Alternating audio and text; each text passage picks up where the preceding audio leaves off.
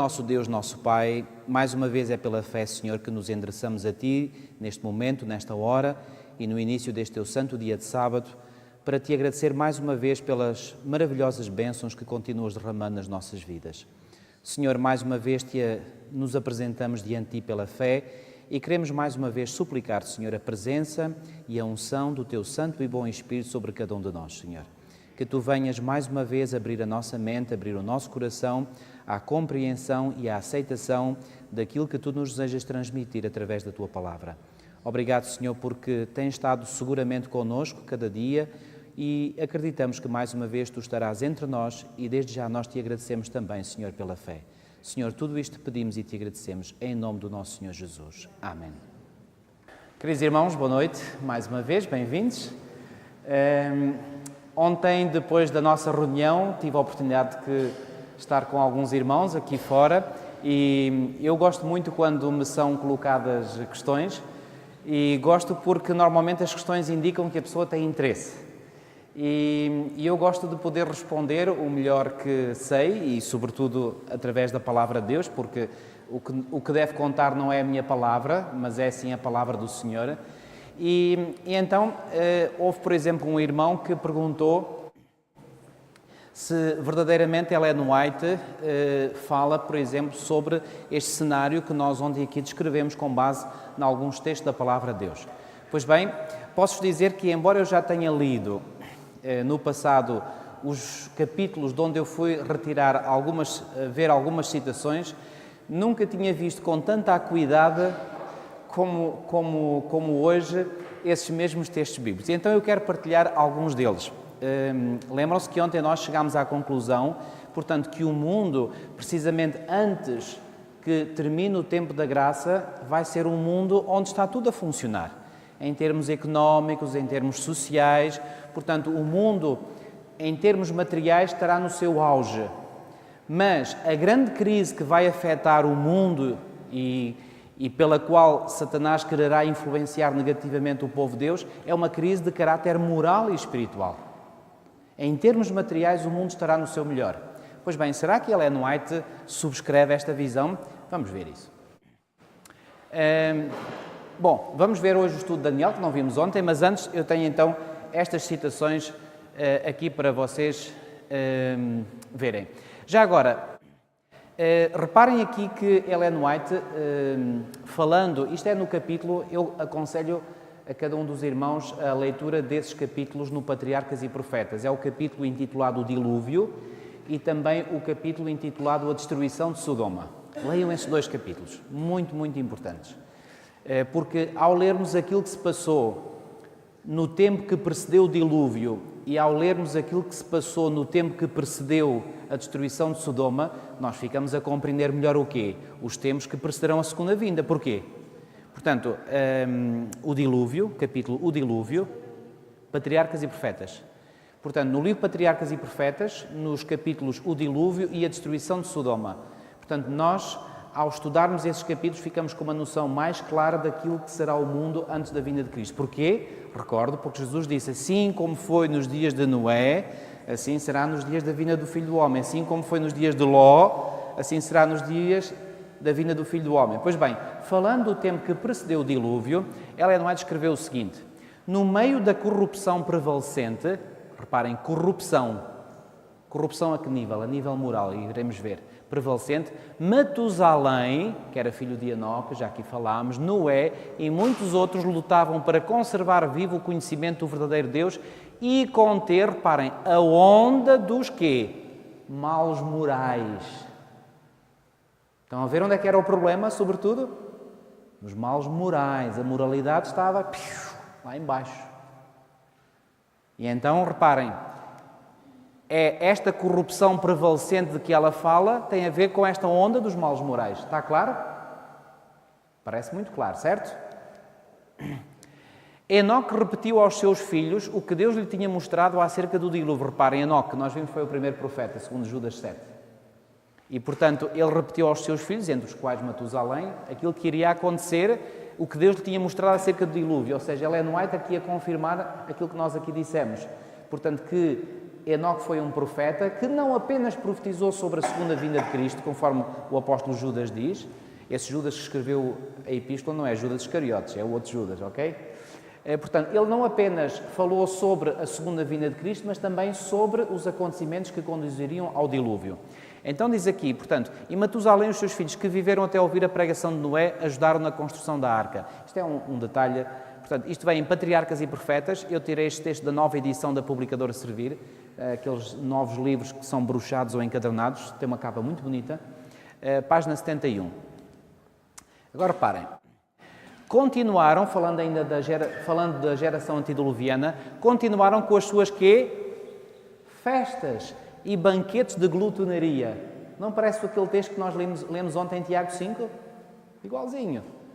Comiam e bebiam. Agora reparem, Ellen White está a falar não do tempo que precedeu a destruição de Sodoma e Gomorra, mas do tempo que precedeu o dilúvio. E este não vem no texto de Mateus. Mas reparem, por comparação do texto de Mateus com o texto de Lucas, Mateus fala apenas dos tempos que precederam o dilúvio. Ló fala dos tempos que precederam a destruição de Sodoma. Mas se ambos estes eventos têm a ver com a segunda vinda de Cristo, então também tem a ver entre eles. E aqui Ellen White diz, plantavam e edificavam. Eu pergunto, se plantavam e edificavam, estava a economia a funcionar, conforme aquilo que eu ontem vos propus? Fazendo planos, reparem bem, fazendo planos a respeito das vantagens que esperavam adquirir no futuro. Quando é que as pessoas fazem planos? Quando há a possibilidade de poder executar esses planos. Porque quando um povo está... Reparem, por que é que eu quero enfatizar bem este ponto? Porque eu não sei o que é que os irmãos pensavam, mas eu, durante alguns anos, eu subscrevi a ideia errada de que o mundo, à medida que ia caminhando para o tempo do fim, ia transformar-se num caos total, portanto, estaria tudo num caos, numa anarquia. Essa não é uma imagem correta, meus irmãos. E aquilo que eu vos estou aqui a apresentar é para que, se eventualmente vós tendes essa imagem vos seja desfeita da vossa mente. Repito, o mundo estará num caos, sim, mas em termos morais e espirituais, em termos materiais, de organização económica e de organização social, estará no seu melhor. Reparem mais uma vez. Plantavam e edificavam, fazendo planos a respeito das vantagens que esperavam adquirir no futuro. E continuaram a mergulhar na impiedade. Estão a ver qual era o problema? A impiedade, ou seja, a moralidade e a espiritualidade estavam em baixo. Num arrogante desafio às ordens de Deus, a fim de mostrar claramente que não tinham medo do ser infinito. Agora, sobre a destruição de Sodoma. Viu-se um lampejo de luz deslumbrante e uma nuvem de glória mais viva do que um relâmpago, desceu do céu e pairou diante da entrada da arca. A maciça porta... desculpem, isto ainda é sobre o dilúvio. A maciça porta, que era impossível de ser fechada por aqueles que estavam dentro, rodou vagarosamente até ao seu lugar, movida por mãos invisíveis. Noé ficou fechado lá dentro e os que rejeitaram a misericórdia de Deus fechados de fora. O selo de Deus estava naquela porta. Deus tinha-a fechado e somente Deus a poderia abrir. E agora reparem na comparação que ela faz. Assim como foi nos tempos de Noé, quando Cristo terminar a sua quê? A sua intercessão pelo homem culpado. Onde é que ele faz a intercessão pelo homem culpado? No santuário celestial, exatamente, no lugar santíssimo. O que é que nós vimos aqui? Que o evento para o qual nós devemos focalizar a nossa atenção não é tanto a segunda vinda de Cristo, mas é o fim do tempo da graça. Ou seja, quando Miguel se levantar, lembram-se, Daniel 12:1, e quando ele se levantar, o que é que isso quer dizer? Que terminou o julgamento iniciado em Daniel 7, quando eles se assentaram. E depois comparamos com o texto de Lucas 13, onde diz, quando o juiz se levantar e fechar a porta, quando ele se levantar, terminou o juízo, terminou a intercessão, e aí, então, a porta fecha-se. Então ela diz, quando Cristo terminar a sua intercessão pelo homem culpado, antes da sua vinda nas nuvens dos céus, quando é que isto acontece? Cristo terminar a sua intercessão, é na mesma altura da vinda ou é antes? Antes. Reparem, irmãos, eu tenho como método normalmente apresentar estas verdades numa base bíblica. Porque eu gosto de apresentar, mesmo quando estou a fazer estudos bíblicos com as pessoas, apresentar tudo numa base bíblica. Isto não é porque eu duvido de Ellen White, bem pelo contrário, mas nós devemos, de preferência, saber apresentar as grandes verdades em que nós acreditamos pela Bíblia. Mas nós temos, para além da Bíblia, temos também, digamos, esta preciosa inspiração que nós apelidamos em geral de espírito de profecia. E aquilo que eu vos quero apenas demonstrar é que aquilo que Ellen White está a dizer não contradiz em nada, como é óbvio, aquilo que a Bíblia diz. Mas aqui, esta forma como ela diz as coisas, vem confirmar, portanto, a interpretação que nós fizemos a partir da Palavra de Deus. Portanto, ela diz, antes, quando Cristo terminar a sua intercessão pelo homem culpado, antes da sua vinda nas nuvens do céu, a porta da misericórdia será quê? Será fechada.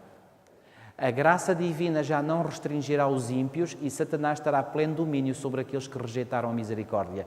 E esforçar-se-ão por destruir o povo de Deus, mas, reparem na comparação, assim como Noé estava abrigado na arca, os justos estarão protegidos pelo poder divino. Não é uma maravilha saber isto? Portanto, é como se o povo de Deus no tempo do fim estivesse abrigado dentro de uma arca. Não há ninguém que possa tocar. E ela, noutras passagens, diz que todos aqueles que chegarem vivos ao fim do tempo da graça continuarão vivos até à segunda vinda de Cristo. Nenhum morrerá. Assim como na destruição de Jerusalém, nem um só cristão pereceu. Agora, voltando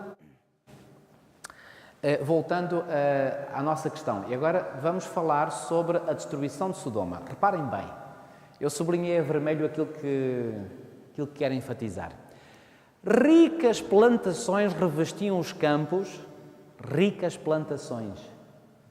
revestiam os campos e rebanhos cobriam as colinas circunvizinhas. A arte e o comércio contribuíam para quê? Enriquecer a orgulhosa cidade da planície. Que orgulhosa cidade da planície é esta? Sodoma. Então reparem, Sodoma era caracterizada por quê? Por ter ricas plantações, ter arte e ter comércio. E isto tudo contribuía para quê? Enriquecer. Pergunto, era uma cidade rica então, Sodoma? Foi isso que concluímos ontem? Foi exatamente. Está Ellen White a dizer algo contrário àquilo que a Bíblia diz? Não, pelo contrário, está a confirmar. Agora reparem, os tesouros do Oriente ornamentavam os seus palácios e as caravanas do deserto enchiam os seus armazéns de coisas preciosas que abasteciam os seus mercados. Os mercados de Sodoma tinham falta de alguma coisa? Tinham falta de nada. Reparem, de onde é que vinham muitas coisas? As caravanas do deserto, os tesouros do Oriente. É interessante que até neste pormenor, hoje vivemos numa altura em que grande coisa vem de onde? Do Oriente também, da China. A gente vai aos nossos mercados, é tudo made in China, made in China, made in China, made in China. É computadores, é televisores, é tudo, é bonecos, é brinquedos, tudo feito na China. Também vem tesouros, entre aspas, do Oriente. Até nisto, só hoje é que eu reparei neste pormenor. Até nisto é igual. Agora reparem, com poucas preocupações ou trabalho, todas as necessidades da vida podiam ser supridas. Quantas necessidades da vida podiam ser supridas em Sodoma? Todas. Faltava alguma coisa em Sodoma? Agora eu pergunto mais uma vez. Se Jesus disse que assim como foi nos dias de Ló, será nos dias da vinda do Filho do Homem, como é que nós podemos esperar que esteja o mundo antes da segunda vinda de Cristo? Faltará alguma coisa? Estará o mundo num caos em termos económicos? Isso é falso, irmãos. Essa visão é falsa. E reparem, nós temos que ser muito cuidadosos naquilo em que nós acreditamos, nós temos uma imagem bem nítida das nossas crenças. Porque aquela linguagem, o mundo vai estar num caos, é uma linguagem muito vaga. E nós podemos, embalados por essa ideia, pensar que está tudo num caos. É um caos universal. É uma anarquia completa. Pois bem, essa imagem não corresponde à verdade. Porque se estivermos à espera que o mundo esteja num caos e numa anarquia completa, nós podemos não estar preparados quando o fim chegar. Porque pensamos, isto, afinal, o mundo ainda não está num caos, está tudo a funcionar bem, então o fim ainda demora. Não, o fim vai chegar quando tudo estiver a funcionar. E se não ainda acreditam, venham ver comigo o que é que ela diz. Com poucas preocupações de trabalho, todas as necessidades da vida podiam ser supridas. E todo o ano parecia um ciclo de festas. Não vimos ontem também que, portanto, os homens no tempo do fim, portanto, se darão às festas, aqueles, sobretudo, mencionados em Tiago 5, portanto, andam nas festas, na matança, etc. Lembram-se? Agora reparem. A abundância que reinava por toda a parte deu origem ao luxo e ao orgulho. A quê? Não lemos em Ezequiel 16:49 que havia quê? Fartura de pão. Eu vos referi, fartura de pão não é só pão literal, é alimento em geral. E eu vos indiquei, hoje, quando nós vamos aos nossos hipermercados, falta lá alguma coisa? Aqui há uns anos atrás, foi em 2005, eu fui ao meu país natal, Moçambique. Fui com a minha mulher, fomos fazer campanhas evangelísticas daquele ministério do pastor Robert Falkenberg, Global Evangelism, que agora se chama Sherim, e fomos lá para uma cidade do interior de Moçambique chamada Chimoio, que ficava relativamente perto da fronteira com o Zimbábue. Imaginem, estávamos em 2005. Havia lá um supermercado que os sul-africanos, de uma rede sul-africana, o Shoprite, e nesse supermercado nós entramos lá, reparem, numa cidade pequena do interior de Moçambique, nesse supermercado até tínhamos leite de soja, chouriços de soja, tínhamos tudo, faltava nada. Só que os sacos que predispunham, punham lá à disposição para nós trazermos as coisas, eram uns sacos assim pequeninos. Nós ficámos muito admirados, depois perguntámos porquê. É porque os clientes que vêm ao supermercado em geral não levam muita coisa. Pudera, tem pouco dinheiro, mas o supermercado tem tudo.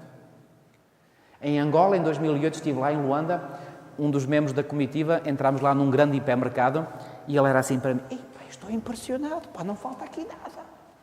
Vocês saíam para a rua e viam lá muitas pessoas em necessidade. Como é que era a situação em Sodoma? Havia pobres e necessitados, lembram-se daquele texto de Ezequiel 16:49? Havia pobres e necessitados. E daí, aquele texto dizia que essa foi a iniquidade de Sodoma. Mas faltava alguma coisa em Sodoma? Nada.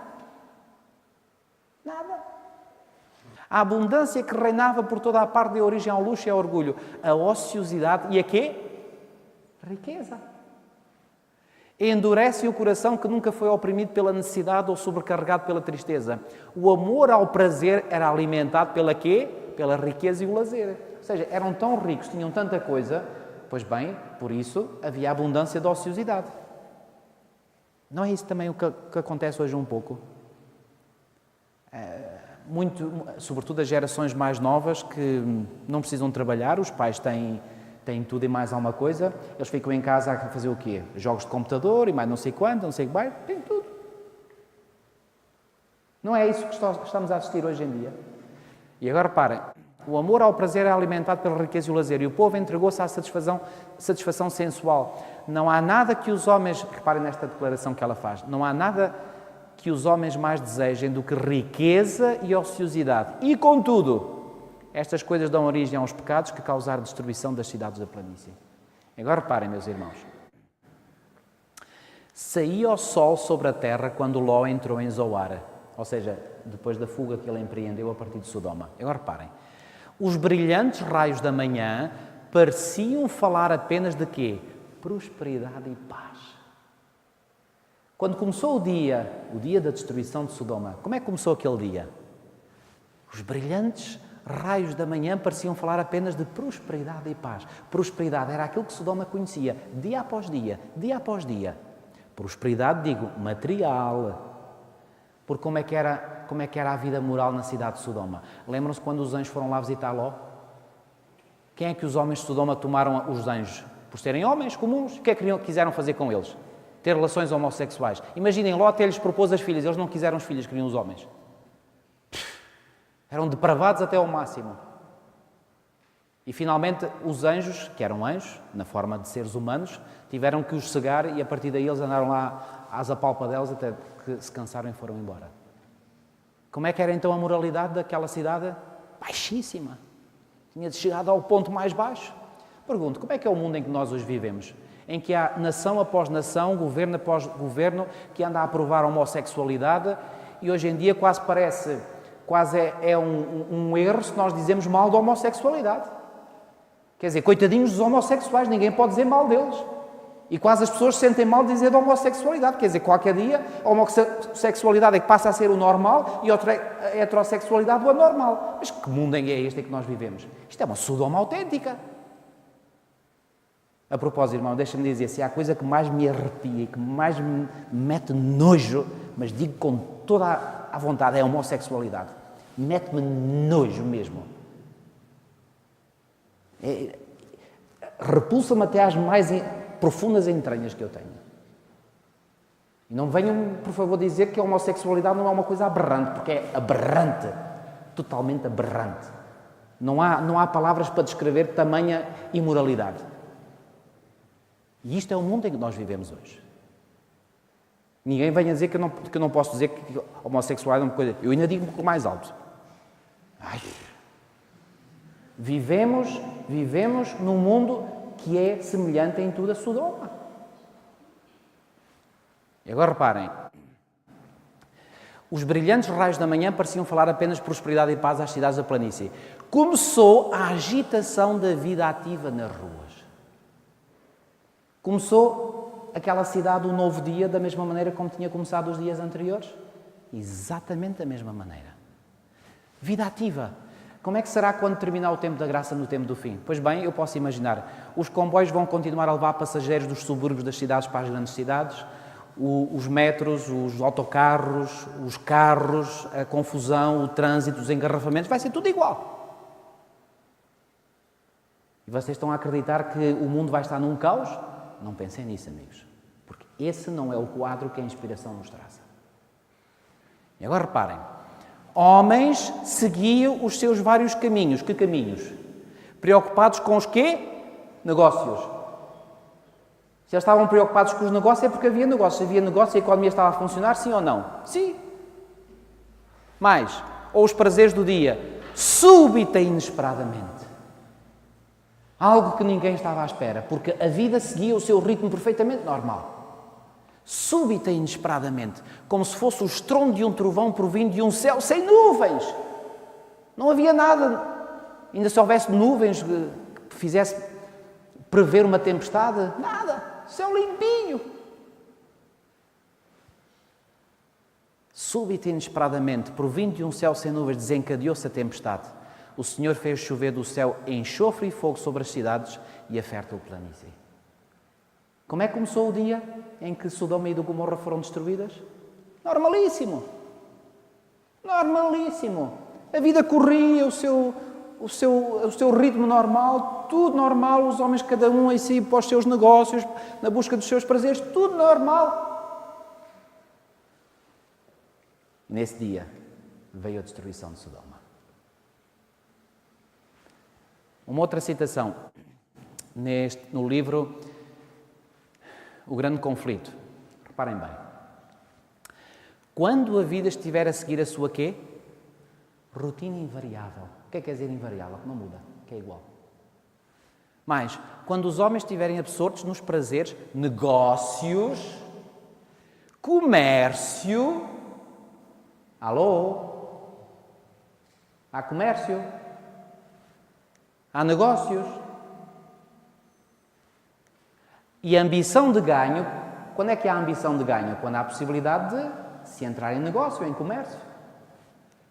Quando os dirigentes do mundo religioso estiverem a engrandecer o progresso e a sabedoria do mundo, está o mundo em progresso nesta altura? Está. Isto tem alguma coisa a ver com a imagem que nós fazemos de um mundo em caos? Eu fazia, já não faço. E o povo estiver a ser embalado numa falsa segurança, então, como o ladrão à meia-noite rouba a casa que não é guardada, assim sobrevirá repentina destruição, repentina, não é esperada. Repentina destruição aos descuidados e ímpios e não conseguirão escapar. Ficou claro com estas passagens de Ellen White? Que ela diz? Ainda tem a ideia que o mundo não vai estar numa situação normal? Agora, meus queridos, deixem-me dizer-vos isto claramente. Eu acredito na inspiração, naquilo que a Bíblia diz, naquilo que o Espírito de Profecia diz. Eu não vos consigo explicar como é que nós vamos chegar a este ponto. Mas uma coisa eu sei, que vamos lá chegar, vamos. Como é que vai ser exatamente o caminho para lá chegar, eu não sei todos os detalhes. Eu sei que esta vai ser a condição do mundo no fim. Deixem-me dar-vos um exemplo. Estamos no ano de 1975. Eu tinha 12 anos de idade.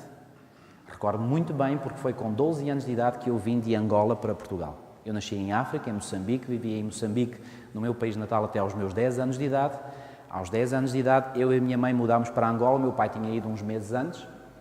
Vivemos em Angola, eu vivi em Angola entre os meus 10 e os 12 anos, finalmente, aos meus 12 anos, Custou-me essa mudança, já estava no início da minha adolescência, viemos para Portugal devido à confusão que houve nessas ex-colónias portuguesas, portanto, Angola e Moçambique estavam a caminhar para... Aliás, Moçambique já era independente quando viemos, Angola estava a caminhar também, nós viemos embora.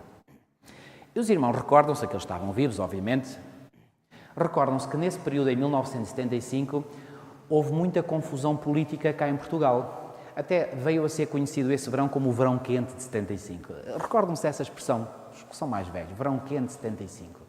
Muita confusão, muitas greves, havia eventualmente... temia-se que eventualmente os comunistas tomassem conta do poder e depois houve aquela contra-revolução do 25 de novembro. Isso também me disse muito, porque na altura eu estava a morar em Rio Maior e Rio Maior foi uma das terras em Portugal que tomou ação no 25 de novembro porque bloqueou a Estrada Nacional número 1. Eu lembro que era miúdo, fui lá, aquilo estava tudo bloqueado, o trânsito não passava. Antes, no dia 13 de julho, lá em Rio Maior, tinham ido lá à sede do Partido Comunista, tinham tirado tudo pela janela abaixo. Portanto, foi um verão muito agitado. E eu recordo-me, nessa altura, havia muitos irmãos, sobretudo irmãos que tinham vindo de Angola, como nós, e de Moçambique, que temiam que cá em Portugal viesse a acontecer o mesmo em termos políticos como aconteceu em Angola e Moçambique, ou seja, que o governo cá pudesse também ir pelo mesmo caminho que estavam a ir os governos de Angola e Moçambique, ou seja, pelo caminho do comunismo. E uma vez nunca mais me esqueço. Aliás, eu durante anos me esqueci, mas aquilo ficou lá gravado na minha memória e mais tarde, no tempo apropriado, Deus me despertou. Estávamos à mesa lá em casa e eu recordo-me como se fosse ontem. Há tanta coisa que eu fiz nestes últimos dias que não me recordo. Mas isto recordo-me como se tivesse sido ontem ou hoje. Eu estava sentado assim à mesa e deste meu lado direito estava o meu irmão o mais velho, o Manuel, que já foi aqui pastor nesta igreja. E estávamos à conversa e acho que foi o meu pai que começou a falar qualquer coisa, o meu irmão disse, bom, vamos lá ver uma coisa, não temos que ter receio do comunismo, porque mais cedo ou mais tarde o comunismo vai cair. Bom, eu fiquei com as minhas antenas no ar e fiquei a pensar, bom, porquê é que o meu irmão está a dizer isso? E ele prosseguiu, e ele disse, bom, vou adiantar um bocadinho em relação ao tema que vou falar de amanhã. Ele disse, segundo Apocalipse 13, os dois grandes poderes que dominarão o mundo no tempo do fim são, e referiu o nome, amanhã vamos falar nisso. Ele disse, se há dois, não há três. Ora, uma vez que hoje nós temos duas grandes superpotências e uma dessas superpotências, que era a União Soviética, não faz parte da profecia, então mais cedo ou mais tarde esse poder vai cair. Ele fez esta afirmação. O que é que ele estava a dizer? Ele estava a dizer como é que ia cair? Não. Ele estava a dizer, vai acontecer isto porque a profecia diz. Como e quando, não sei. Mas que vai acontecer, vai. Passaram-se 14 anos. E um dia, claro, já era jovem, eu estava a trabalhar numa clínica em Carnaxide e estava lá um rádio na sala de enfermagem, estava sempre ligado. Tinha sido naquele ano que tinha-se iniciado uma rádio ali na zona de Lisboa, que depois se tornou nacional, que era a TSF. Estava sempre a dar notícias, TSF notícias, sempre. Chamou-me a atenção uma notícia que eu estava lá a ouvir. Era um jornalista da TSF que tinha ido para a Alemanha de Leste, estava lá a fazer uma reportagem qualquer e ele disse isto, os acontecimentos estão a ir mais depressa, que as próprias notícias. Foi esta a frase. E que notícias eram estas? Eram as notícias de que, pois bem, aqueles países o comunismo estava caindo. Eu digo-vos, eu naquele momento apanhei um eletrochoque da cabeça aos pés. Porque imediatamente a minha mente voltou 14 anos para trás, para aquela cena lá em nossa casa, onde nós estávamos à mesa, e eu ouvi da boca do meu irmão, não sei quando, nem como, mas que o comunismo vai cair, vai. Eu tremi da cabeça aos pés, literalmente. Eu disse, isto é mesmo a sério.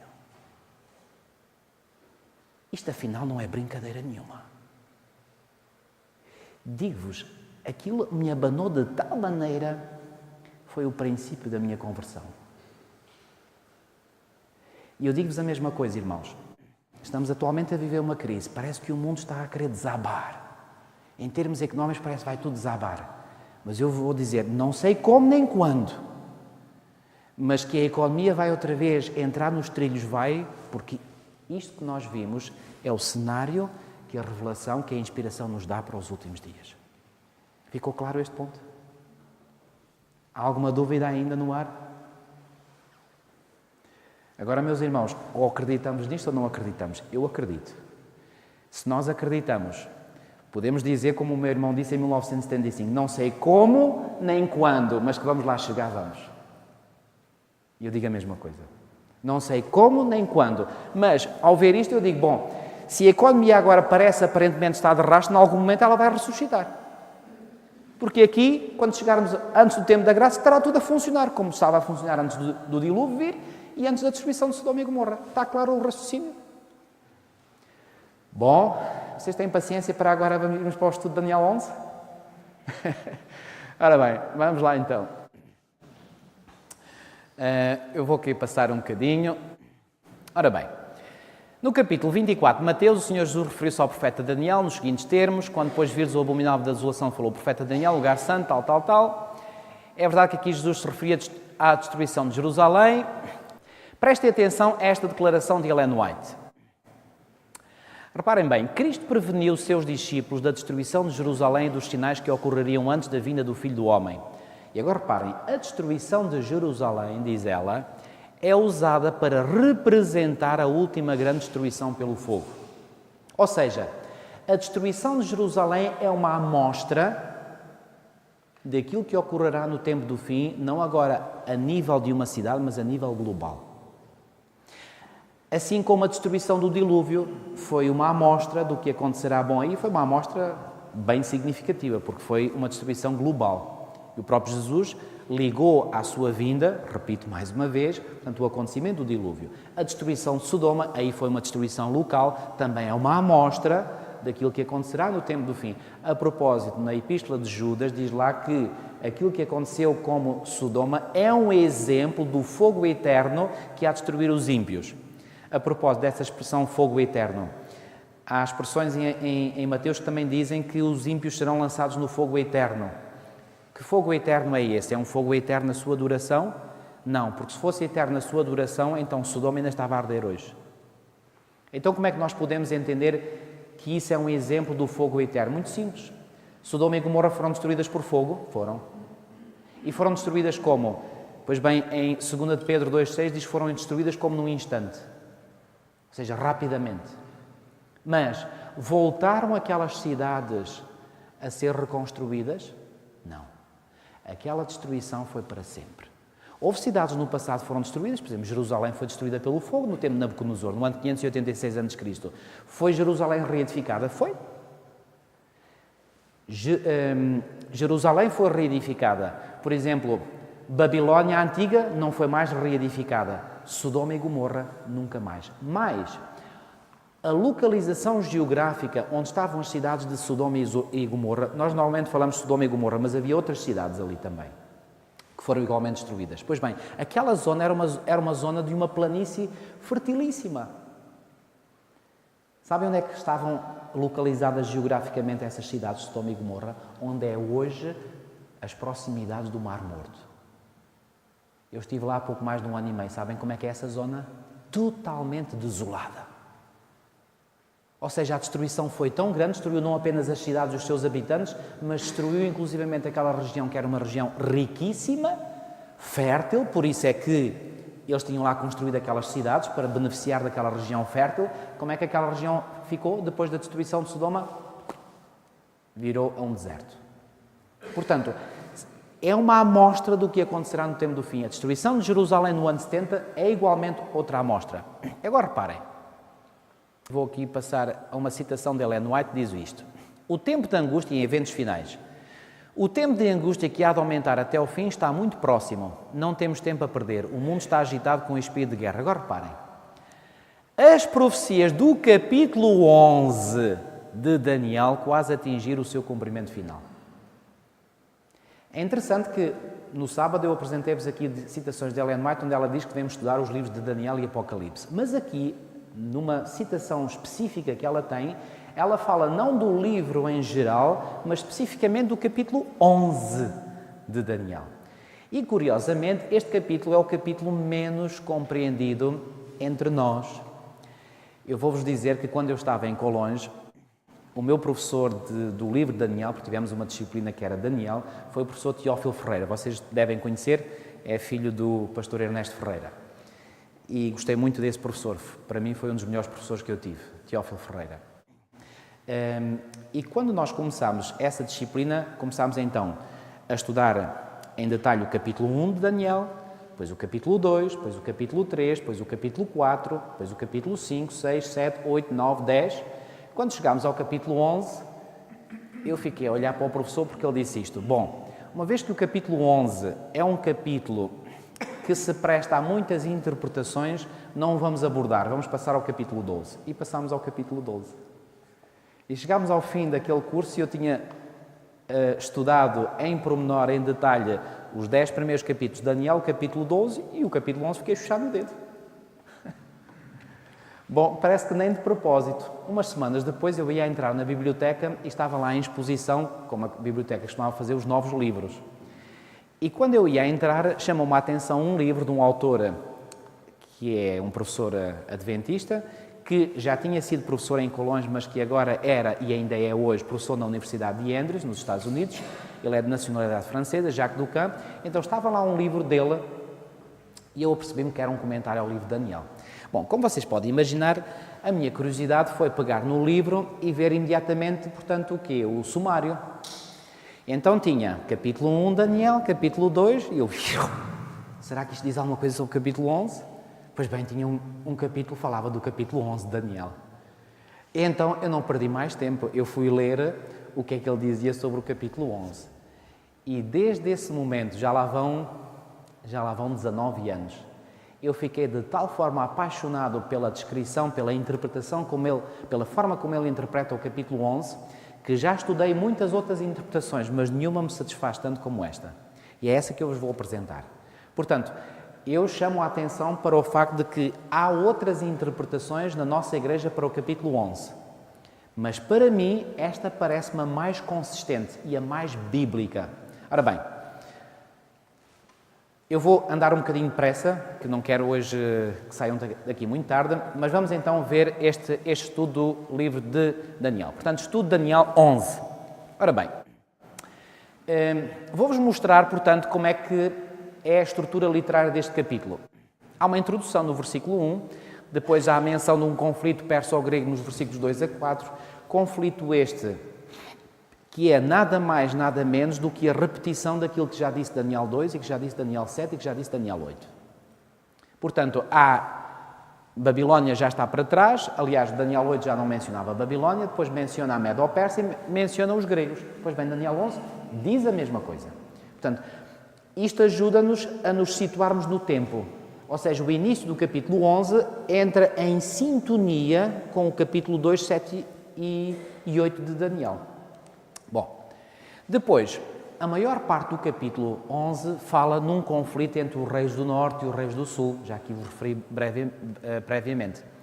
E, finalmente, vem a menção do tempo do fim no versículo 40 e o capítulo termina-se no versículo 45. Ora bem, aqui na introdução é feita referência ao primeiro ano de Dario, depois o conflito perso-grego, com a menção de 3 reis persas, depois de um quarto rei rico que faz guerra contra a Grécia, e esse rei, pois bem, pela história e mesmo pela tradição judaica, chegamos à conclusão que é Artaxerxes, de que fala o livro de Esdras, o mesmo Artaxerxes que publicou aquele decreto para a reconstrução de Jerusalém, decreto esse que serviu para o início da profecia das 2300 tardes e manhãs e também das profecias das 70 semanas, cujo ano é, quando é que saiu esse decreto, lembram-se?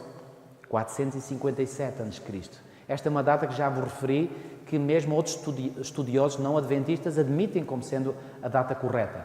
Já vos disse que em Colões uma vez fiz uma pesquisa e fui à procura de autores não adventistas para ver e encontrei 457. Há uma muitas vezes houve uma controvérsia, não sei se ela ainda permanece, entre alguns eruditos bíblicos sobre se seria o ano 457 ou 458. Mas reparem que a controvérsia não é entre 457 e 470, ou 480, ou 450, ou 440, não. A controvérsia é extremamente limitada, só 2 anos, ou 457 ou 458. Mas há muitas provas que pesam muito mais a favor de 457, razão pela qual, repito, eruditos não adventistas dão esse ano como sendo o ano em que Artaxerxes publicou o seu decreto. Ok? A seguir. Depois fala de um rei poderoso, que é Alexandre Magno, e depois diz que o seu reino se divide em 4 partes. Isto não é nada de novo, porque Daniel 8 fala disto também. Bom, eu quero que vocês entendam sobretudo a essência deste capítulo. Pois bem, depois, nesta parte central do capítulo 11, tem uma menção nos versículos 5 a 8 do rei do sul a atacar o rei do norte. E agora reparem, depois aparece o norte a atacar o sul, depois aparece o sul a atacar o norte, depois o norte a atacar o sul, depois o sul a atacar o norte e depois o norte a atacar o sul. O que é que isto parece? Um ping-pong. Reparem bem, há aqui uma simetria e uma alternância perfeitas. Onde é que está a alternância? Sul ataca o norte, norte ataca o sul ataca o norte ataca o sul ataca o norte ataca o sul. Não há uma alternância perfeita, mas há uma simetria. Aqui temos A, B, C, sul, norte, sul, e aqui temos norte, sul, norte. Isto aqui é simétrico daquela parte. Temos aqui uma simetria perfeita, ok? Depois, no tempo do fim, o que é que nós temos? Temos o sul a atacar o norte, para variar, depois o norte a atacar o sul. Depois, aqui, as coisas começam a mudar um pouco, porque seria de esperar que aqui fosse outra vez o sul a atacar o norte, mas isto já denota uma tendência. É que a tendência para o tempo do fim é que o norte começa a ganhar poder sobre o sul. Vocês dirão, mas o que é que isso significa? Já vamos ver. Agora compreendam só esta estrutura. E depois, finalmente, acontece uma coisa muito estranha que não aconteceu ao longo da história, mas que acontecerá no tempo do fim. O que é isso? É que o sul alia-se ao norte contra o glorioso Monte Santo. E já iremos ver o que é esse glorioso Monte Santo. Ok? E finalmente o capítulo termina com a vitória do Altíssimo e com o fim do norte. Ok? Fiquem com isto na vossa mente. Bom, esta parte é assim um bocadinho maçadora, porque estamos aqui a juntar as peças. Isto depois vai ficar tudo muito claro no fim. Pois bem, portanto, aqui, só referir aqui que esta interpretação, portanto, de dizer, por exemplo, Daniel 11:2 diz: eis que ainda 3 reis se levantarão na Pérsia e o quarto, Artaxerxes, será acumulado de grandes riquezas, mais do que todos. Esta interpretação é não somente corroborada pela tradição judaica, mas é igualmente confirmada pela história. Tal como o retrato profético afirma, Artaxerxes de facto distinguiu-se como um soberano de uma riqueza considerável. Ou seja, Daniel 11 não faz nada mais, nada menos do que, portanto, repetir na primeira parte aquilo que os capítulos proféticos anteriores fazem. Já agora, lembra-se quando eu falei de Daniel 2, que eu disse que é como que a matriz básica para compreendermos todas as profecias do livro de Daniel. Depois, Daniel 7 apresenta a mesma sequência de eventos, mas introduzindo algo novo. E o que é esse algo novo? Introduz a ideia do, portanto, o evento do julgamento no céu. E diz que esse julgamento no céu ocorre depois do poderio da ponta pequena, que é Roma papal, certo? Portanto, Daniel 7 acrescenta um dado mais que Daniel 2 não tinha introduzido. Depois, Daniel 8 vai repetir a mesma sequência, mas agora vem dar luz. O julgamento no céu corresponde à purificação do santuário, é a luz que lança. Daniel 9 vai dizer, ok, agora tu não sabias quando é que esse tempo começava, agora sabes quando é que a profecia começa. Ao dar a profecia das 70 semanas, que tem um começo na mesma altura da profecia das 2.300 tardes e manhãs. Agora, Daniel 11 vai repetir a mesma coisa, mas vai dar um indício novo que nenhuma das profecias dos capítulos 2, 7 e 8 tinha dado. E esse indício tem a ver com o conflito norte-sul. Ou seja, é importante... Repara, tudo o resto que Daniel 11 diz, nós já conhecemos dos outros capítulos. Mas há aqui um elemento novo. E esse elemento novo tem a ver com o conflito norte-sul. Mesmo assim, neste conflito norte-sul, há uma coisa que nós vamos conseguir identificar, é quem é o rei do norte. Não é nada de novo. Só fica uma incógnita, quem é o rei do sul. E isso é que é de novo em Daniel 11. Ok? Vamos lá ver. Aqui, portanto, reparem, após Artaxerxes, o rei ao qual o anjo Gabriel fez alusão ainda mais fácil de reconhecer, a linguagem do anjo, versículos 3 e 4, é a mesma de Daniel 8.8, o bode se engrandeceu sobremaneira e na sua força quebrou-se-lhe o grande chifre, isto é Daniel 8.8, atenção, e agora reparem o que é que Daniel 11 diz, reparem, o seu reino será quebrado, quebrou-se-lhe o grande chifre, será repartido para os 4 ventos do céu, para os 4 ventos do céu, é a mesma linguagem, sim ou não? A mesma linguagem. Isto para dizer o quê? Que Daniel 11 está a repetir o que Daniel 8 já dizia. Ok? Até aqui nada de novo. Trata-se, por conseguinte, do mesmo rei, Alexandre Magno. Estamos aqui em presença da etapa do reino da Grécia, já conhecida dos capítulos 2, 7 e 8 do mesmo livro de Daniel. A etapa seguinte vem, tal como já tinha acontecido no capítulo 8, superficialmente referida, porque o seu reino, ou seja, o rei dos 4 generais sucessores de Alexandre, será arrancado e passará a outros fora de seus descendentes. Se é fora de seus descendentes, tem que ser outro reino. Que outro reino é esse? Pois bem, Roma. Este novo poder não se pode referir a nenhum outro senão Roma. Então, agora vamos ver este conflito norte-sul. O período coberto pelo conflito relatado em Daniel 11 é o mesmo que é coberto pela ponta pequena de Daniel 7 e 8, pelos pés de Daniel 2. E agora vamos aqui fazer uma comparação. Este quadro agora é mais importante. Eu estou a passar mais depressa, que é para nós não ficarmos aqui muito tempo. Reparem bem, no capítulo 8 de Daniel vem a seguinte sequência que vamos comparar com outra sequência de acontecimentos do capítulo 11. No capítulo 8 de Daniel temos a Pérsia, Babilónia já não é referida, temos a Pérsia. No capítulo 11 temos a Pérsia. No capítulo 8 temos a Grécia. No capítulo 11 temos a Grécia. No capítulo 8 temos a seguir à Grécia Roma, no capítulo 11 a seguir à Grécia temos Roma. No capítulo 8 a seguir a Roma vem a Ponta Pequena, no capítulo 11 vem o conflito norte-sul. E finalmente no capítulo 8 é-nos introduzido o tempo do fim e no capítulo 11 é-nos introduzido o tempo do fim. Já viram o paralelismo que há entre os capítulos 8 e 11? Pergunto, esta Pérsia é a mesma que esta? Claro que sim. Esta Grécia é a mesma que aquela? Claro que é. Esta Roma é a mesma que aquela? É. Este tempo do fim é o mesmo que este tempo do fim? É. Então o que é que será isto aqui? Não será o mesmo que isto? Fica evidente. Então, temos aqui o capítulo 11 a repetir essencialmente o que os outros capítulos... Eu estou a repetir esta noção porque é muito importante. A repetir a mesma coisa, mas agora aqui a trazer um elemento novo. E este elemento novo é o conflito norte-sul. E, sobretudo, o que vai ser novo aqui é isto aqui, sul. Quem é o sul? Bom, vamos ver. É importante que se diga que o rei do norte, tal como descrito no capítulo 11 de Daniel, apresenta importantes pontos em comum com o poder representado pela Ponta Pequena. Vamos ver. Querem ver? O rei do norte tem um comportamento agressivo e usurpador para com Deus, conforme vem relatado em Daniel 11. A Ponta Pequena eleva-se até atingir o exército dos céus, até ao príncipe do exército contra o príncipe dos príncipes. Não vos parece a mesma linguagem? Repara, aqui tem um comportamento usurpador para com Deus, aqui procura atingir o exército dos céus, até ao príncipe do exército contra o príncipe dos príncipes. A mesma coisa. Mais, o rei do norte profana o santuário e o sacrifício diário. A Ponta Pequena deita abaixo o santuário e o sacrifício diário. Não vos parece a mesma linguagem? Se é a mesma linguagem, é para descrever o quê? Acontecimentos iguais. Volto a dizer, Daniel 11 está a repetir acontecimentos que já foram referidos em profecias anteriores.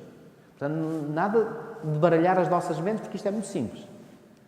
Mais, o rei do norte penetra na terra gloriosa, onde o glorioso Monte Santo, expressão simbólica designando a Palestina. Há estes textos que nós vamos ler e será contra a Santa Aliança. Ou seja, esta expressão glorioso Monte Santo é uma expressão simbólica que na Bíblia significa a Palestina.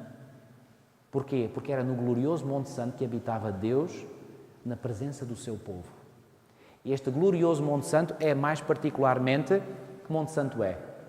É o Monte Santo onde estava o templo e nesse templo estava o lugar santíssimo e nesse lugar santíssimo estava a presença de Deus. Outras vezes chamado também o Monte Sião. Às vezes as pessoas fazem confusão entre o Monte Sião e Jerusalém. Não são exatamente a mesma coisa, se bem que o Monte Sião estivesse em Jerusalém, mas o Monte Sião é uma parte de Jerusalém. Jerusalém é mais vasto, o Monte Sião é uma parte específica. Era onde estava o monte. E esse monte, nesse monte Sião, onde foi estabelecido o santuário de Salomão, o templo de Salomão, era o mesmo monte Moriá, onde que Abraão foi oferecer o seu filho Isaque. Muito interessante. Podíamos aqui referir mais uns pormenores interessantes, mas não vamos ficar por aqui. Bom, a seguir. A ponta pequena torna-se muito forte para com a terra gloriosa e destruirá o povo santo. Mesma coisa. Como o próprio nome indica, o rei do norte é originário do norte. De onde é que vem a ponta pequena? Pois vem a ponta pequena do capítulo 8 de Daniel, originária do norte. Como é que nós sabemos?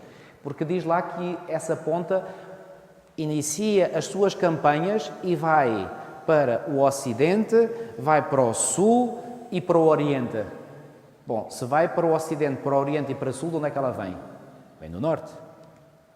Ok? Finalmente, o rei do norte chegará ao seu fim, não haverá quem o socorra. A ponta pequena será quebrada sem esforço de mãos humanas. Não parece a mesma linguagem? O que é que nós podemos concluir? Podemos concluir que o rei do norte e a ponta pequena apresentam os mesmos traços de caráter, têm o mesmo comportamento, provêm da mesma direção, conhecem o mesmo destino trágico, cobrem o mesmo período de tempo desde a queda do Império Romano até ao tempo do fim, naquela comparação que vimos entre Daniel 8 e Daniel 11. Conclusão. A conclusão é mais do que lógica. Que o rei do norte e a ponta pequena representam o mesmo poder. E que poder é esse? A saber, a Igreja, nas suas pretensões em ter atributos divinos e nos seus compromissos políticos. Está claro? Quem é o rei do norte, então? É o mesmo poder simbolizado pela ponta pequena de Daniel 8 e pela ponta pequena de Daniel 7. Nada de novo aqui. A história do conflito norte-sul, relatado no capítulo 11 de Daniel, é a mesma que é relatada no capítulo 8. Resta-nos apenas compreender o significado deste conflito e a sua eventual aplicação na história. Pois bem, reparem mais uma vez neste movimento alternado e simétrico. O sul ataca ao norte, o norte ataca ao sul, o sul ataca ao norte, o norte ataca ao sul, o sul ataca ao norte, o norte ataca ao sul. Ora bem, diz-nos este irmão, e é aqui que vem, digamos, para mim, o ponto essencial da sua interpretação, que perante esta alternância e esta simetria tão perfeitas, isto nos deveria imediatamente chamar a atenção de que estamos em presença de algo que não deveríamos interpretar de forma literal, mas sim no sentido figurado. Porque a alternância é perfeita demais. Vocês acham que na história foi sempre assim? Um ataca o outro ataca o outro, Não, isto tem aqui... Então, isto deve apelar para uma interpretação espiritual. Reparem bem, este caráter literário de regularidade e simetria deveria precaver-nos contra uma estrita interpretação histórica do texto bíblico. A estrutura literária do texto apela, por conseguinte, para uma interpretação espiritual e não literal. E se é uma interpretação espiritual e não literal, nós temos que então descodificar os símbolos, como aliás temos que fazer para muitos outros símbolos apresentados nos livros de Daniel e Apocalipse. Reparem, logo no capítulo 2 nós não descodificámos o que é que representava o ouro, a prata, o bronze, o ferro, o barro, a pedra. No capítulo 7 não descodificámos o que é que significava aquele leão com asas de águia, depois aquele urso com costelas na boca, depois com o leopardo com 4 cabeças, depois aquele monstro com dentes de ferro, unhas terríveis. Descodificámos esses símbolos. Aqui estamos na presença também de algo que nós temos que fazer, descodificar este símbolo, esta simbologia. Como? É muito simples. Reparem, a expressão norte-sul é uma expressão estilística utilizada na Bíblia num sentido simbólico, para exprimir a ideia de totalidade do espaço terrestre. Vocês dirão, mas como assim? Eu vou-vos dar um exemplo. Reparem, no Salmo 89, 11 e 12 diz assim: Teus são os céus, tu a terra, o mundo e a sua plenitude, tu os fundaste, o norte e o sul, tu os criaste. Reparem que aqui diz o mundo e a sua plenitude, e depois repete o norte e o sul. Na poesia hebraica há muitas vezes esta repetição de termos diferentes para exprimir a mesma ideia. Portanto, este norte e o sul representam o mesmo que o mundo e a sua plenitude. Outro texto: a minha espada sairá da bainha contra todo o vivente, desde o sul até ao norte. O que é que quer dizer a expressão desde o sul até ao norte, todo o vivente? O que é que isto já nos deve começar a pensar? Que o conflito norte-sul é um conflito de características universais. Seguir. Além disso, na tradição bíblica, a referência ao norte, assim como a referência ao sul, está carregada de um sentido espiritual preciso. Isto certamente é algo que vocês nunca vos tinha chamado a atenção, mas que vocês agora vão ver e compreender perfeitamente. Reparem. Os profetas viam o mal e as ameaças do perigo surgirem do norte. Reparem, por exemplo, neste texto de Isaías 14:31. Uiva à porta, grita à cidade, tua filístea toda treme, porque do norte vem fumaça. O que é que isso significa? Vem destruição. Não sei se vocês estão a conseguir visualizar na vossa mente o mapa da Palestina. Vamos imaginar, aqui é a Palestina, aqui é o mar Mediterrâneo, e mais ou menos aqui a algures ficava a Babilónia, aqui, portanto, nesta direção. Aqui é o deserto da Arábia, aqui Babilónia. Quando os babilónios vieram invadir Jerusalém, eles não vieram assim, porque tinham que atravessar o deserto. Eles seguiram o mesmo caminho que Abraão, quando saiu de Ur dos Caldeus, que foi até Harã, que era lá em cima, e depois de Harã entraram em Israel pelo norte. Portanto, na mentalidade do israelita de antigamente, a ameaça vinha do norte. Portanto, imediatamente o norte começou a ser associado a algo que não é muito bom. Mas é que há este texto também, ainda não é este, mas vamos ver. Disse-me o Senhor, do norte se derramará o mal sobre todos os habitantes da terra. O que é que Deus estava a dizer através do seu profeta Jeremias? Que era do norte que haveria de vir o mal sobre Judá. E veio através das tropas de Babilónia. O habitante de Israel sabia que os exércitos babilónios vinham do norte, daí que na mentalidade judaica, Babilónia, o poder usurpador de Deus, tenha sido rapidamente associado ao norte. Ou seja, quando se falava de norte, imediatamente se pensava em Babilónia. Mas, deixa-me só ler esta parte aqui. É verdade que esta simbologia encontrava no Antigo Médio Oriente um terreno favorável, uma vez que, segundo a mitologia cananeia, era no norte que residia o deus Baal, ainda para piorar mais as coisas. Ou seja, os judeus sabiam que os pagãos acreditavam que o deus Baal residia no norte. O que é que isto tem a ver com a linguagem bíblica? Olhem aqui. Isaías, no capítulo 14 e no versículo 4, olha o que ele diz. Tu dizias no teu coração, a referir-se a Satanás, eu subirei ao céu, acima das estrelas de Deus, exaltarei o meu trono, e no monte da congregação me assentarei, nas extremidades do norte. Onde é que Satanás se queria instalar? Nas extremidades do norte. Os pagãos acreditavam que o deus Baal residia no norte. Acham alguma semelhança? Interessante. Ou seja, para o judeu, o norte tinha uma carga totalmente negativa. Portanto, nas extremidades do norte, serei semelhante ao Altíssimo. Ora bem, por outro lado, o sul simboliza na tradição bíblica o poder humano sem Deus. A referência ao sul é associada ao país do Egito. Esta é a novidade no capítulo 11 de Daniel. E o Egito faz lembrar das asserções orgulhosas de negação de Deus feitas por Faraó. Em esse 5.2 encontramos este texto. Quem é o Senhor para que lhe ouça eu a voz e deixe ir a Israel? Quando Moisés e Arão se apresentaram diante de Faraó para deixar sair o povo de Israel, disse, quem é o Senhor? Ellen White, ela própria, diz que esta afirmação de Faraó foi uma afirmação que denotava ateísmo. A nação do Egito era uma nação ateia por excelência, ou seja, era um poder humano sem Deus. Já estão a compreender então qual é o significado espiritual do sul? Por conseguinte, os profetas interpretam toda a tentativa de aliança com o Egito como a expressão da confiança na força humana e por isso mesmo como uma negação de Deus. Reparem, ai dos que descem ao Egito em busca de socorro e se distribuem em cavalos, que confiam em carros porque são muitos e em cavaleiros porque são muito fortes, mas não atentam para o santo de Israel nem buscam ao Senhor, pois os egípcios são homens e não deuses, os seus cavalos, carne e não espírito. Reparem, descem ao Egito em busca de socorro, não buscam ao Senhor. Ou seja, não se quer saber de Deus para nada e vai-se à procura do apoio e da força humanos. É isso que simboliza o sul.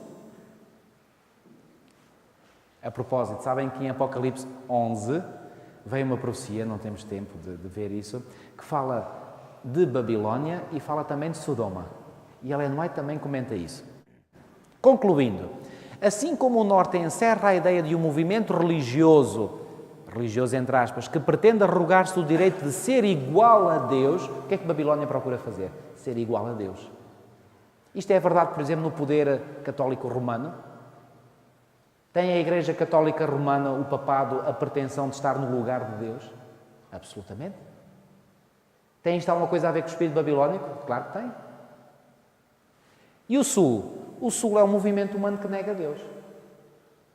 Venha ao diabo e escolha qual o melhor. É que um quer estar no lugar de Deus como se fosse Deus e é humano.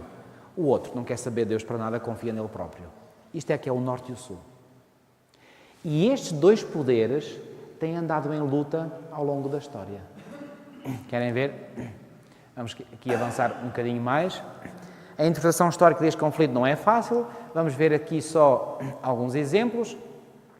Pensamos, por um lado, no poder eclesiástico que se ergueu até ao ponto de querer representar Deus sobre a terra, com tudo o que isso implica de abuso, usurpação e enganos do Norte. Por outro lado, pensamos, por outro lado, nos movimentos filosóficos e políticos que quiseram negar a existência de Deus para recorrerem apenas à política e à razão humana. Isto é o Sul. Muito bem. Exemplo do poder do Norte. O poder da Igreja manifestado durante séculos consecutivos. E exemplos do poder do Sul. Querem ver? A perseguição dos imperadores romanos pagãos, que eram ateus. Mas temos, por exemplo, o ataque intelectual neoplatónico. Eu poderia estar aqui vários minutos a falar sobre isso, muito resumidamente. Alguns dos grandes teólogos, entre aspas, teólogos da Igreja nos séculos II, III e IV, foram beber muito à filosofia grega. Sabem o que é que resultou? O que resultou foi que eles beberam de tal maneira junto aos filósofos gregos que trouxeram para dentro da teologia cristã ideias que não eram cristãs. Por exemplo, a ideia da imortalidade da alma veio aqui nesta altura. E os gregos não queriam saber nada com Deus. Portanto, era um exemplo típico do rei do Sul. Depois, correntes humanistas do Renascimento ao longo da história. Finalmente, a Revolução Francesa foi o clímax desta manifestação do poder do Sul e, finalmente, a Revolução Soviética com o surgimento de ideologias e governos materialistas e ateus. Eu tive um professor, ainda tive o privilégio de ter esse professor, já faleceu, Pierre Lanarès, que ele defendeu uma tese de doutoramento, onde ele dizia, mas muito bem provado, que a Revolução Soviética é filha legítima da Revolução Francesa. Porque a Revolução Francesa colocou no topo da atenção da nação francesa o ateísmo. O que é que fez a Revolução Soviética? Exatamente a mesma coisa. E vocês sabem que a Revolução Soviética deu origem depois à União Soviética, àqueles países ali da Europa de Leste que se tornaram comunistas, o comunismo depois espalhou-se para outros países da Ásia, da África, para Cuba. Os comunistas aceitam Deus? Deus não existe. Tudo o que nós temos que conseguir é pelo poder humano, pela razão humana. Típico da Revolução Francesa. Pois bem, vou passar esta parte. Ora bem, o que é que acontece no tempo do fim? No tempo do fim, estamos mesmo a chegar ao fim. Inicia-se com o ataque do Sul contra o Norte, cujo relato sobre e breve contrasta com a réplica pesada e estrondosa do Norte. Este Norte arremeterá contra ele Sul com carros, cavaleiros e com muitos navios e entrará nas suas terras e as inundará e passará. Ou seja, isto é uma linguagem simbólica. Este acento tónico colocado sobre o poder do Rei do Norte prepara o anúncio da sua vitória final. Eu acredito que os irmãos neste momento ainda não estão a compreender onde é que estamos a querer chegar, ou talvez já estejam alguns. Vamos mesmo lá chegar agora. O Rei do Norte entrará também na Terra Gloriosa, tal. Historicamente, isto significa que a Igreja triunfará sobre os movimentos políticos e ateus. E agora eu vou fazer aqui uma pausa para então vos explicar, se ainda não compreenderam, o que é que Daniel 11 então significa. Vou repetir, mais uma vez, muito sumariamente. Daniel 11, na sua maior parte da explanação profética, repete Daniel 2, Daniel 7 e Daniel 8. Mas traz um elemento novo. E esse elemento novo é naquele período que se fala do conflito Norte-Sul. Que conflito Norte-Sul é esse? Bom, identificamos quem é o Rei do Norte. Esse poder, representado pelo Rei do Norte, é o mesmo poder representado pela ponta pequena Daniel 8 e pela ponta pequena Daniel 7. Ou seja, é a Igreja Papal. Quem é o Rei do Sul? O Rei do Sul são igualmente poderes que se levantaram ao longo da história, mas poderes que têm uma característica: não querem saber de Deus para nada, são ateus. Pergunto-vos, nos nossos dias, onde é que nós podemos ver a manifestação destas duas tendências, destes dois poderes? Olha, não é muito fácil, não é muito difícil, quero dizer, de descobrir. Há bocadinho eu vos falei de 1975. Quem é que dominava o nosso país? Vamos pegar no exemplo do nosso país, porque conhecemos-o melhor do que outros exemplos. Quem é que dominou a política e o nosso país até ao 25 de abril de 1974? Atenção, não vou para aqui fazer política. Estamos apenas a interpretar factos históricos, factos políticos, à luz da profecia bíblica. Está bom? Fique claro este ponto. Até ao 25 de abril de 1974, qual foi o governo que dominou cá em Portugal? Era um governo que não tinha nada a ver com a Igreja, certo? Era isso? Tinha, e de que maneira? O meu pai foi despedido, posto na rua, sabem porquê? O meu pai era professor primário. E a determinada altura ele teve contato com a mensagem adventista através de um irmão dele, portanto, meu tio, que lhe ofereceu o grande conflito. Esse meu tio recebeu esse grande conflito de um colega adventista na tropa. E o meu tio pegou no livro, deve ter folheado e tal, deve ter lido alguma coisa, mas não achou muito interesse, e o raciocínio que ele deverá ter feito foi este: eu tenho um irmão professor, e como ele é professor, ele gosta de ler, eu vou-lhe dar a ele. E deu. E o meu pai começou a ler, estudou aquilo tudo, uma ponta à outra. Resultado: começou a ir a Lisboa e teve estudos bíblicos com um pastor chamado... pastor, não me lembro do primeiro nome, mas o último nome era Raposo, que era o pai da irmã Eunice Raposo Dias, que é a esposa do pastor Joaquim Dias. Estão a ver? Meu pai teve estudos bíblicos com esse pastor. E quando o meu pai leu esse livro, compreendeu muita coisa da Bíblia.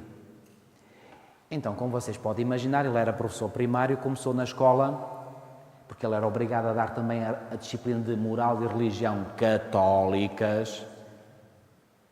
E então o meu pai começou a ser muito pouco católico, porque começou a ensinar mais da Bíblia e menos do que o catecismo dizia.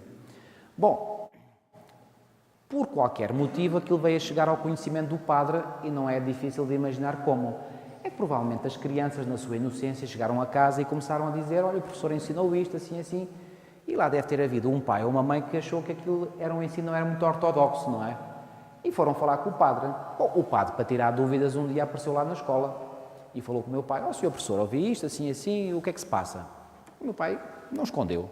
Podia mentir, mas não mentiu. Achou que não era correto fazer isso. Ele disse: olha, eu tenho estado a estudar a Bíblia, tenho estado a aprender isto assim, assim, é isto que eu ensino às crianças. Senhor professor, você não pode continuar a ensinar isso. Mas o senhor vai ter que pedir perdão aqui diante de mim e vai prometer que não vai ensinar isso mais. E ele queria que o meu pai se ajoelhasse mesmo, inclusive diante dele. O meu pai disse: olha, senhor padre, eu já aprendi pela Bíblia que não me devo ajoelhar diante de ninguém a não ser diante de Deus. Por isso, não me vou ajoelhar diante de si. Relativamente àquilo que eu vou continuar a ensinar, eu vou continuar a ensinar aquilo que a minha consciência me diz, não aquilo que o senhor me está a dizer que eu devo fazer. Vocês podem imaginar como é que aquele padre saiu de lá. Ele bufava por todos os lados. 2 dias depois o meu pai estava na rua. Pergunto, quem é que dominava aqui neste país? A Igreja, com mão forte, controlava os cordelinhos da política. Era o rei do Norte a dominar. Veio o 25 de abril de 1974. E naqueles primeiros anos, quem é que parecia que ia dominar? O rei do Sul, os comunistas. Verdade ou não? Estão a ver como cá... Reparem, não estou a inventar nada, isto são factos. Eu, quando cheguei a Portugal em 1975, passado uns meses, fui viver para Setúbal. Mais me esqueço, dia 2 de março de 1976. Fui para uma escola em Setúbal, para o meu 7º ano, na altura, e digo-vos, aquela escola, nos intervalos, aquilo eram músicas lá nos altifalantes da escola, era só músicas revolucionárias. Eu não sei como é que eu não levei uma lavagem ao cérebro naquela altura, porque respirava-se comunismo em todos os cantos daquela cidade de Setúbal. Eu recordo, nesse ano, mesmo ano de 76, houve as primeiras eleições presidenciais no nosso país. Houve uma tentativa em 1959 com Humberto Delgado, mataram um homem, etc. Pronto, isso não deu nem nada. Em 1976 houve as primeiras eleições, eu recordo disto como se tivesse sido ontem. E, só para vocês ficarem com uma ideia de como é que era Setúbal, o então general Ramalhianos, que ainda é vivo, ganhou em todos os distritos do país, exceto num, distrito de Setúbal, onde ganhou o Hotel Saraiva de Carvalho. Setúbal foi um distrito mais vermelho que havia e eu passei a minha adolescência nesse mesmo distrito. Bom, a propósito, deixa-me dizer que fiz alguma amizade com alguns comunistas, porque eu estava rodeado deles por todo lado, e alguns eram boas pessoas. Inclusivamente, esse meu tio que ofereceu o livro ao meu pai veio a tornar-se um comunista militante, e tão militante que era que ele teve que fugir de Moçambique da PIDE e refugiar-se em França. E quando Moçambique se tornou um governo comunista, ele foi para lá com um filho, também era comunista, foram para lá para viver no meio do comunismo. Esse meu tio, sabem uma coisa? Veio a batizar-se quase no final da sua vida. E sabem onde? Na vossa igreja de Vila Nova de Monsarres. No dia 26 de maio de 1990. A outra igreja ali pequenina em baixo. Nunca mais me esqueci disso. Estava, sim senhora. Ajudei a descê-lo ao batistério. E foi o meu irmão que o batizou. Foi uma vitória enorme para a nossa família. Bom, mas eu a dizer, reparem que onde é que está hoje o poder dos comunistas? Já se aperceberam disso? Será que isto tem alguma coisa a ver com a profecia? Bom, se esta interpretação estiver correta, e eu acredito que está, o que é que isto nos indica? Que à medida que nos aproximamos do fim, esse poder do Rei do Sul vai enfraquecendo cada vez mais. E quem é que vai ganhando cada vez mais ascendência? Outra vez o Rei do Norte.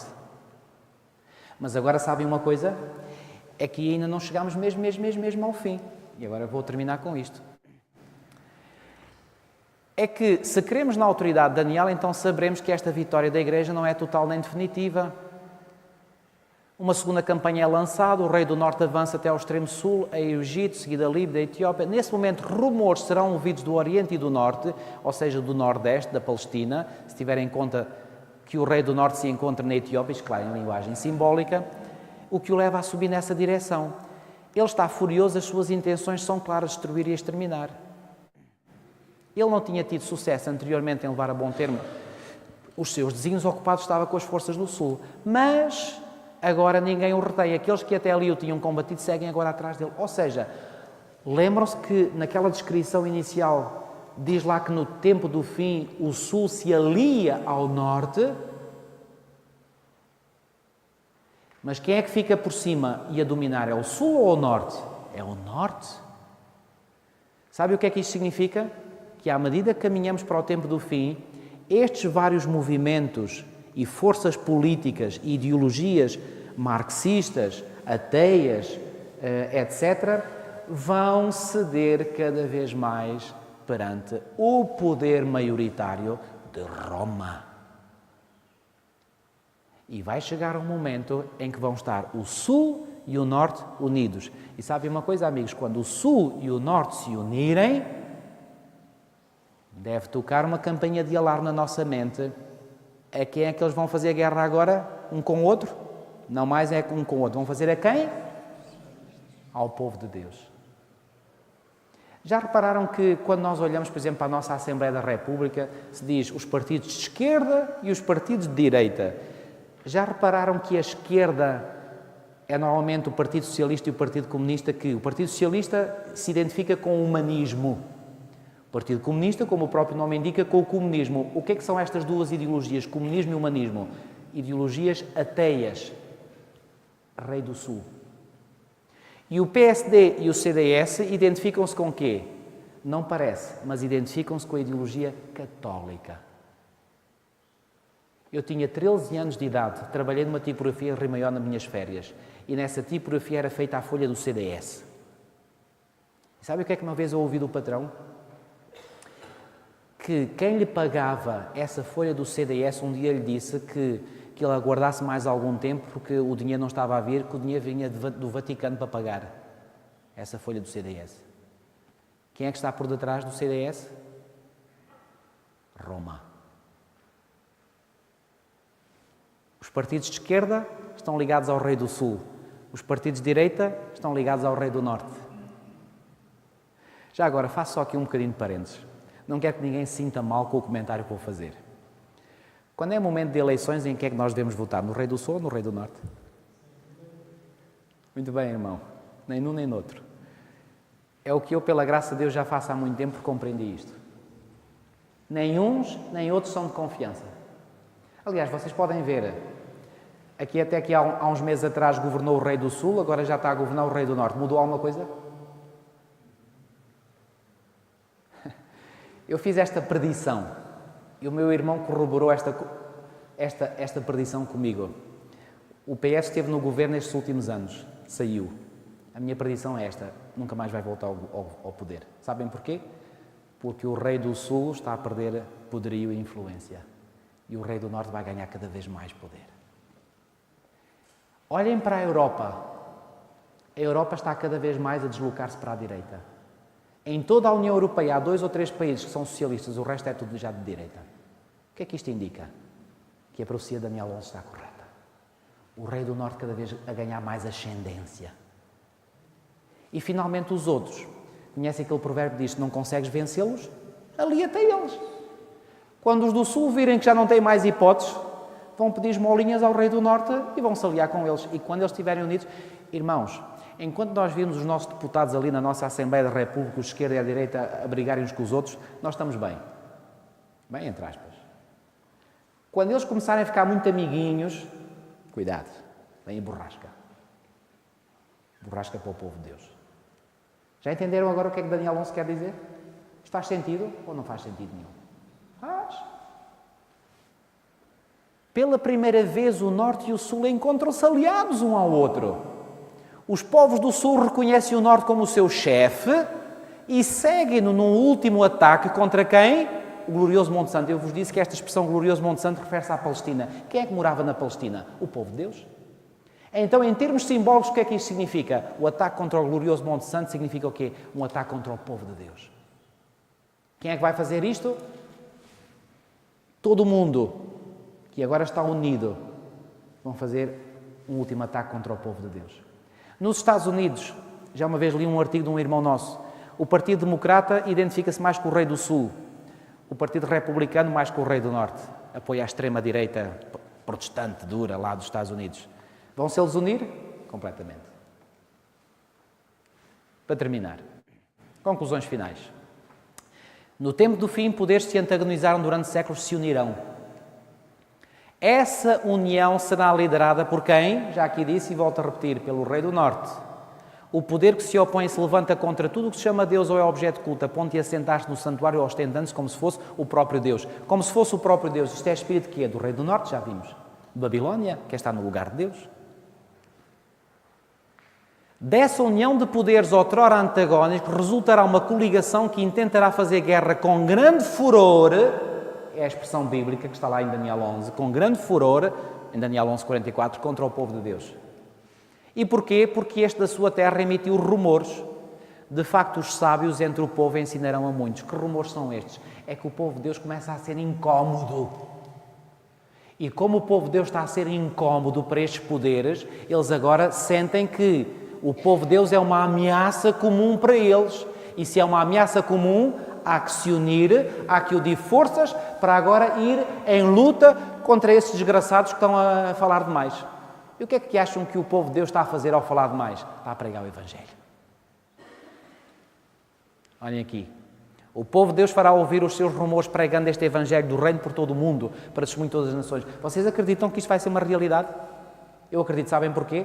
Porque foi proferido pelo Senhor Jesus Cristo. E tudo aquilo que o Senhor Jesus Cristo profere, não falha. Vocês dirão, mas como é assim? Mas a nossa igreja parece que está morta, parece que a gente não faz nada. Vocês acreditam que esta igreja que está aparentemente morta vai pregar o Evangelho a todo o mundo? Eu acredito de todo o coração. Está morta, vai ter que ressuscitar. Que remédio. E quem não ressuscitar, pois bem, está mal. A propósito, não desanimem, porque a nossa igreja já está cumprindo esta função em todo o mundo. Eu às vezes quando ouço notícias ou leio notícias sobre aquilo que a nossa igreja está a fazer em termos de pregação do Evangelho, eu até me arrepio às vezes. Irmãos, fiquem mais atentos, porque este é um sinal determinante para nós sabermos que estamos a aproximar-nos do tempo do fim. Nenhum a nenhum outro sinal o Senhor Jesus ligou o fim do mundo, como aquele sinal que diz: este Evangelho será pregado para servir de testemunho a todas as nações, e então quê? Virá o fim. Vocês acreditam que o Evangelho está a ser pregado em todo o mundo? De várias formas, pela rádio, pela televisão, pela internet, em campanhas, grandes campanhas, pequenas campanhas, em todo lado. Há pouco tempo, nas Ilhas Salomão, lá no Pacífico, um pregador adventista de Craveira foi lá, foram milhares, até o próprio primeiro-ministro assistiu às campanhas adventistas. Na América Latina está aí o fogo. Agora, esta primavera árabe que começou agora no início deste ano, ouviram falar desta expressão primavera árabe? Viram estas revoluções sociais que já levaram os ditadores da Tunísia, depois do Egito e agora da Líbia? O Gaddafi estava há 42 anos no poder, foi varrido em questão de meses. O que é que isto significa? Significa que grandes revoluções estão a acontecer neste país, sabem para quê? Para abrir as portas para o Evangelho penetrar nessas nações, porque há almas sinceras nestes países.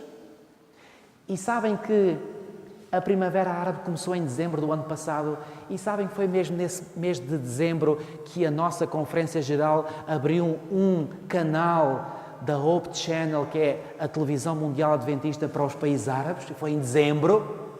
Será coincidência? Para mim não é coincidência. No momento em que a Igreja de Deus se apronta para começar a pregar em força o Evangelho para esses países, nesse mesmo mês inicia-se uma série de revoluções nesses países. Será por acaso? Meus amigos, para mim não é por acaso. E desde que começou esse canal adventista, são centenas e centenas e milhares de e-mails de muçulmanos a pedir: queremos saber mais da Bíblia, queremos estudar a Bíblia. Muçulmanos! Não são cristãos, muçulmanos querem aprender da Bíblia e de Jesus Cristo. O que é isto, irmãos? Eu arrepio-me quando leio estas notícias. Deus está a trabalhar poderosamente através do seu Espírito Santo. E vai chegar um momento em que estes poderes vão se aperceber que há um povo neste mundo que está a falar demais e está a emitir rumores demais. Então há que unir forças para ir contra esse povo. Mas sabem como é que a profecia acaba? Acaba desta maneira. Diz que armará as suas tendas palacianas entre os mares, isto é o mar Mediterrâneo e o mar Morto, ou seja, os dois limites extremos do país de Israel contra o glorioso Monte Santo. O povo de Deus sentir-se-á cercado de todos os lados sem qualquer possibilidade de fuga. A salvação só poderá vir de cima, mas a derrota total e definitiva virá sobre o rei do norte, mas chegará ao seu fim e não haverá quem o socorra. A profecia de Daniel 11 diz que quando os povos deste mundo, liderados pelo rei do norte, fizerem um ataque final contra o povo de Deus, é assim que termina Daniel 11, vem Daniel 12, diz: levantar-se-á Miguel. E o que é que Miguel vem fazer? É o defensor dos filhos do teu povo. Irmãos, se isto não vos arrepia, se isto não é boas novas para vós, eu não sei o que é que vos pode dar mais ânimo e coragem. Deus está no controle da história. Quando os povos do mundo se unirem contra o povo de Deus, Miguel levanta-se. E quando Miguel se levantar, cuidado. Meus amigos, estamos do lado do vencedor. Podemos vir a sofrer, certamente que sim. Podemos vir a sofrer perseguições, podemos vir a sofrer escárnios, não digo o contrário. Mas se formos perseverantes no Senhor, iremos ser vencedores com Ele. Repito, estamos do lado do vencedor. Estamos, eu gosto de dizer esta expressão, condenados à vitória. Onde estamos nós no cumprimento profético de Daniel 11? Repito aquela citação de Ellen White: o tempo de angústia que há de aumentar até o fim está muito próximo. Não temos tempo a perder. O mundo está agitado com o espírito de guerra. As profecias do capítulo 11 de Daniel quase atingiram o seu cumprimento final. Fiquem atentos. Daniel 11 dá-nos sobretudo esta indicação de que aquele rei do sul, quando começarmos a ver ele muito a aproximar-se do rei do norte, é sinal que vem aí borrasca. Mas não devemos temer essa borrasca, essa tempestade. Devemos continuar a fazer o nosso papel, a cumprir o nosso papel, continuar a pregar o Evangelho. Este Evangelho vai ser pregado em todo o mundo. E sabem uma coisa, irmãos, e com isto vou terminar. Eu quero fazer parte desse movimento que há de levar e pregar o Evangelho a todo o mundo. Qual é a vossa decisão? Querem fazer parte também? Querem realmente dizer, Senhor, eu quero estar ao teu serviço para fazer parte deste maravilhoso movimento que há de terminar a tua obra nesta terra? Irmãos, eu arrepio-me com isto. Isto não é ilusão nenhuma. Isto não é nenhuma fantasia. Isto é a pura verdade e a pura realidade. Se os irmãos quiserem fazer esse passo, vamos levantar e unir-nos numa oração.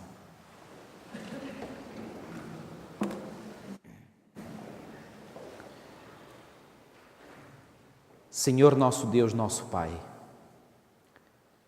a Tua santa palavra impõe-se à nossa mente e à nossa consciência. Impõe-se porque ela é verdadeira, porque ela é coerente, porque ela é esclarecedora. Ó Senhor, neste momento, nós te queremos agradecer muito, Senhor, porque Tu falaste às nossas mentes e falaste igualmente aos nossos corações. Ó Senhor, eu acredito que tal como Tu puseste na minha mente e continuas a pôr na minha mente e no meu coração esse desejo de fazer parte deste glorioso movimento que há de levar o Teu Evangelho, as mensagens dos 3 anjos a todo o mundo, também Tu estás a colocar, ou já colocaste este mesmo sentimento, este mesmo desejo no coração de todos os Teus filhos e filhas que fazem parte desta Tua Igreja aqui. Ó Senhor, neste momento, aquilo que nós te queremos dizer, e Tu viste, Senhor, pela nossa atitude nos levantarmos, aquilo que nós queremos dizer é, Senhor, queremos renovar a nossa aliança contigo. Queremos estar do Teu lado, Senhor. Queremos ser fiéis a Ti e à Tua santa palavra, à Tua santa mensagem, à mensagem que Tu deste a esta Tua Igreja remanescente. Ó Senhor, vimos ao longo desta semana que não há outra igreja à face da terra que seja a igreja que Tu levantaste, que Tu suscitaste. Não foi pela vontade de nenhum ser humano, foi pela Tua vontade, Senhor. E Tu deste uma missão específica a esta igreja, confiaste-lhe uma missão. Ó Senhor, que privilégio é o nosso de podermos fazer parte dessa missão, de nos podermos identificar contigo e com a Tua igreja. Ó Senhor, nós queremos fazer parte deste grupo que irá ser o grupo vencedor. Ó Senhor, poderão vir dificuldades e certamente elas virão. Tu próprio, quando viveste nesta terra, Tu sofreste, Tu foste maltratado, foste cuspido, finalmente foste crucificado. Não sabemos, Senhor, se algum de nós terá que dar a sua vida em favor da nossa fé por Ti. Ó Senhor, mas seja aquilo que acontecer, seja aquilo que vier até nós, ajuda-nos a permanecermos fiéis a Ti e à Tua verdade. E que nada nem ninguém possa abalar a nossa firme confiança em Ti. Ó Senhor, que um dia nos possamos todos encontrar no Teu reino e podermos todos em conjunto dar honras e glórias ao Teu nome pelos séculos e séculos da eternidade. Te pedimos tudo e Te agradecemos em nome do Senhor Jesus. Amém.